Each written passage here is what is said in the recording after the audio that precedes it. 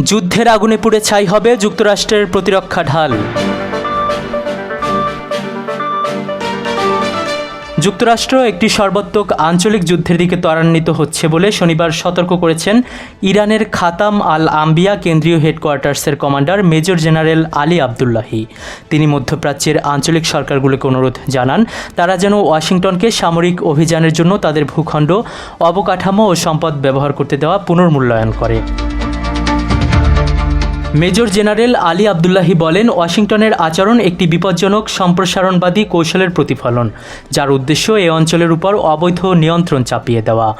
Abdullahi বলেন, অপরাধী যুক্তরাষ্ট্র ইরানের বিরুদ্ধে সাম্প্রতিক যুদ্ধের সময় প্রমাণ করেছে যে তাদের শয়তানি লক্ষ্য উদ্দেশ্য হাসিলের জন্য তারা মুসলিমদের স্বার্থ ও সম্পদের বিরুদ্ধে যে কোনো অপকর্ম বা ধ্বংসযজ্ঞ চালাতে দ্বিধা করবে না।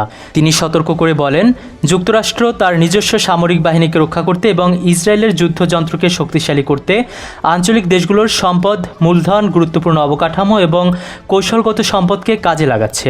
তিনি বলেন, ইসলামী অঞ্চলের দেশগুলোকে অবশ্যই বুঝতে হবে যে যুক্তরাষ্ট্র তাদের মূলধন, সম্পদ, গুরুত্বপূর্ণ অবকাঠামো ও কৌশলগত সম্পদকে তার ক্লান্তশ্রান্ত সামরিক বাহিনীর জন্য প্রতিরক্ষামূলক ঢাল হিসাবে ব্যবহার করছে, আর একই সাথে সন্ত্রাসী ও শিশু হত্যাকারী ইহুদিবাদী সত্তার যুদ্ধ ও নিরাপত্তা ব্যবস্থাকে শক্তিশালী করেছে। আবদুল্লাহি জোর দিয়ে বলেন, ইরানের সশস্ত্র বাহিনী এবং বৃহত্তর প্রতিরোধ ফ্রন্ট প্রমাণ করেছে যে আঞ্চলিক ক্ষমতার ভারসাম্য আর আগের সমীকরণ দ্বারা পরিচালিত হচ্ছে না। তিনি বলেন,